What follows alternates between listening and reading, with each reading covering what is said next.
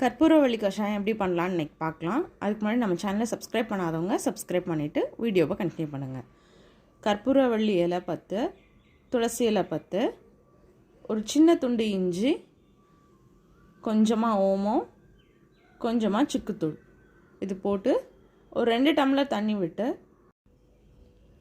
அடுப்பை லோ ஃப்ளேமில் வச்சுருங்க. இந்த 2 டம்ளர் தண்ணி 1 டம்ளர் தண்ணி ஆகிற வரைக்கும் அது நல்லா வற்றட்டும். அதுக்கப்புறம் அதை ஃபில்டர் பண்ணி குடிச்சிக்கலாம். தேவைப்படுறவங்க பனங்கற்கண்டு அது கூட ஆட் பண்ணி இது பண்ணலாம். மழை காலத்தில் இது மாதிரி கஷாயங்கள் போட்டு குடிக்கிறதுனால நம்ம உடம்புக்கும் நல்லது, சளித்தொல்லையிலேருந்து விடுபடலாம். ஆரோக்கியமாக இருப்போம், ஆனந்தமாக வாழ்வோம். இந்த மாதிரி நிறைய டிப்ஸ் அண்ட் வீடியோஸ் பார்க்குறதுக்கு நம்ம சேனலை சப்ஸ்கிரைப் பண்ணிக்கோங்க. நன்றி.